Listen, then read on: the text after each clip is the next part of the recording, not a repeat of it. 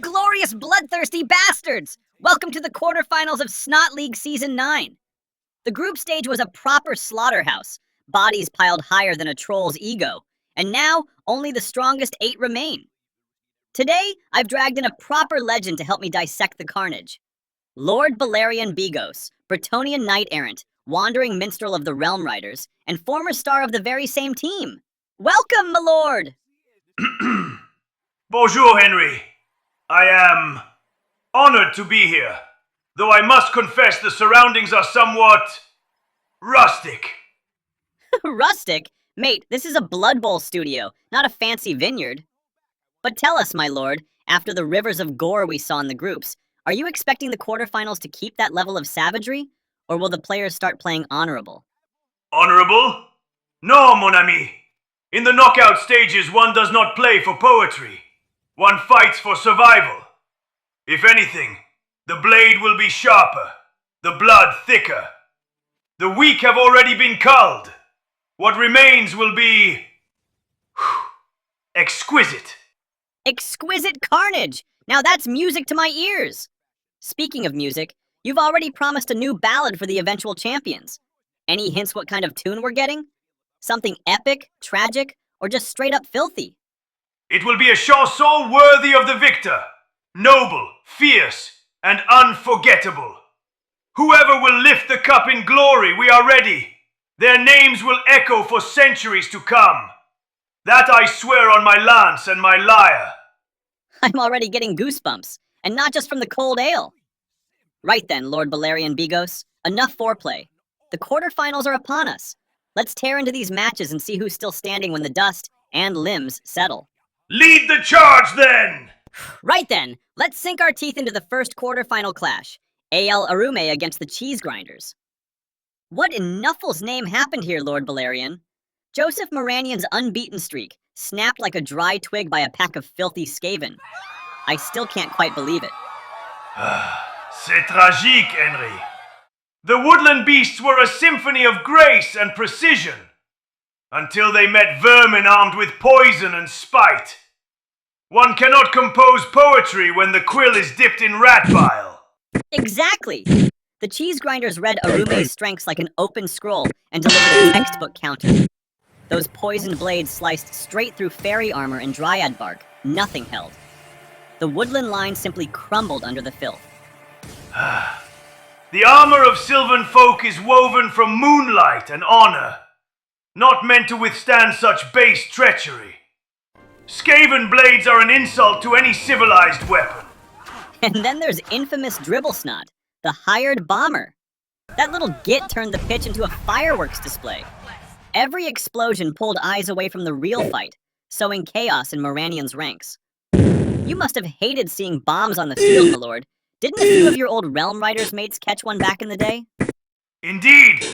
Explosions are the tool of cowards and scoundrels. I lost 2 fine knights to such barbarity in my playing days. To see it employed here, c'est indigne! The pitch should ring with fists, not gunpowder. Once they built a comfortable lead, the rats switched to extermination mode, picking off every survivor. When Needy the Tree Man finally went down, that was the coffin nail. Joseph Moranion wasn't even at the post-match presser. Word is, someone who looked suspiciously like him was spotted down at the docks, buying passage on the next ship out. If it's true, I can't blame the man. Forest creatures do not cope well with such crushing defeat.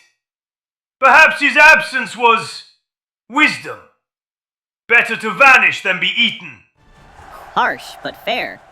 But I'm sure he will be back. The Cheese Grinders march on, and Arume's dream ends in the quarterfinals. What a way to go out. Right, let's move on. The match we've all been waiting for! The breathtaking, magnificent, scorching hot women of the Savage Wogmen facing off against the stout and stubborn Carrot Cracker Packers. What do you make of this clash, Lord Balerion? Many expected this encounter to be extraordinarily close. Yet the Orc ladies swiftly demonstrated that they are faster, Obviously. more agile, and, without question, far more brutal. The dwarves quite literally ran into a wall. A breathtaking wall. Henry, mon Dieu, pourquoi moi?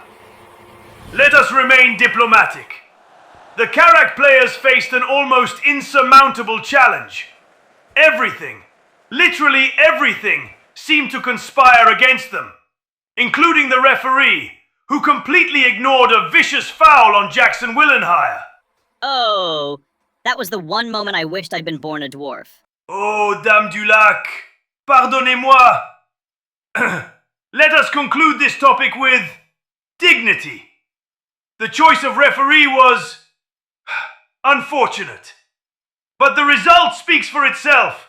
The Orc ladies dominated the pitch. The Dwarves did, however, manage to offer their semi-final opponents a rather cruel gift, removing several key Warmen players from the equation. That spells considerable trouble for the Orc ladies moving forward. Imply put, the dwarves' plan turned out to be less sexy. Less sensible. Less sensible! We'll edit that out, right? Pourquoi ai-je accepté cette invitation? All right, the next match awaits. We've got a right shocker here. Black Abyss Kraken Crew against the Nadwell Warpweed Rats. Pirates versus Storm Vermins. What do you make of this glorious scrap? Bandits and scum against scum and bandits. Yet, the match was quite pleasurable to behold. Oh, absolutely. The pirates must have stocked up on rat poison.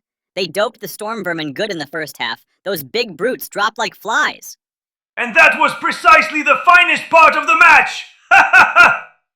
The pirates have us used to them scarpering off their tub at the first whack, but today they held the deck like proper sea dogs. As you yourself mentioned, rat poison. I'm surprised that this time most of the team's success did not rest upon Captain Varkis's shoulders, but upon two elven corsairs.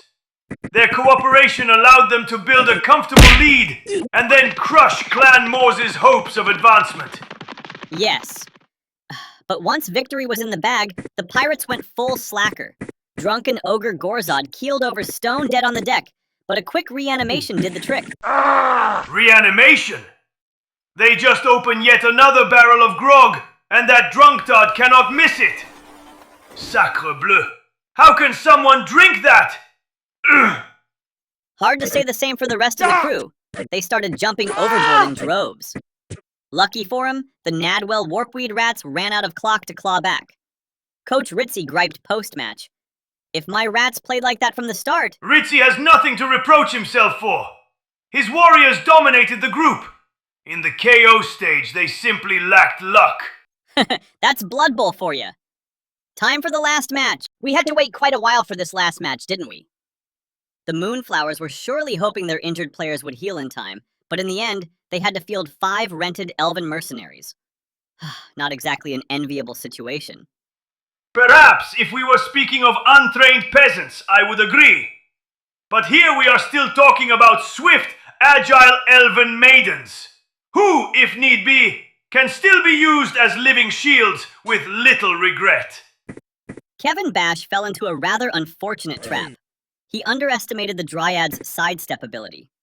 But one careless step from a Dryad caused the ball to spill out of bounds, and the fans lobbed it straight into Sean Dwarfilus's hands. That was rather spectacular. The shorty didn't enjoy the ball for long, though. The middle of the pitch quickly became overcrowded. Precisely what elves decidedly do not enjoy. One must give the dwarves credit. They never wasted an opportunity to injure their opponents. Fortunately, some of the elves managed to regenerate thanks to their magic. That changes little, however. Once the dwarves picked up the ball and formed their famous cage, the elves' problems only multiplied. Nevertheless, the Moonflowers managed to steal the ball back and secure it, swiftly and with grace. Only for Scottfall to smash through that defense and carry the ball safely into the end zone. Observe that in the second half, the Elven ladies refused to yield. And thanks to a mistake by Hulk Pogan, they quickly regained possession and began a desperate run for the equalizer. But if they thought those short dwarven legs wouldn't catch them, They miscalculated rather badly. Alas, yet another match in which beauty succumbed to brute force. A sorrowful sight for my eyes. And to rub salt in the wound, the dwarves handed the ball to Hulk Hogan, and against that brute, there simply was no remedy. So the elves decided to murder the one they blamed for the defeat, Scott Fall. Wander straight to Valhalla, brave warrior! And so we bid farewell to the Moonflowers, while the NWO Norse World Order become the last team to secure their place in the semifinals. I wonder whether you will sing such poems about them when they face the savage Warg men. Well then, let us move to the summary. Since you brought up that pairing, do you believe our short-legged Vikings have enough power to stand against the mighty and magnificent Orc ladies? You must look at their team somewhat differently than with your heart. The Warg men may have experience in combating dwarven squads, but their low armor combined with numerous injuries bodes nothing good. And our other pair? Cheese Grinders and Black Abyss Kraken Crew. Both squads surprised us by eliminating far more favored opponents. And the Pirates surely gained plenty of experience fighting rats after their first match. If Captain Varkis learned anything from the first encounter, they may have a chance. Though from my experience with pirates, what they usually carried away were valuables from richer spectators. And rat poison against this particular clan may not suffice. We'll find out soon enough. Remember, recruitment for Season 10 is still open. My guest today was Lord Balerion Bigos. Thank you once again for joining us. Henry, it was pure pleasure. Stay warm, stay bloody. Henry Snotson out!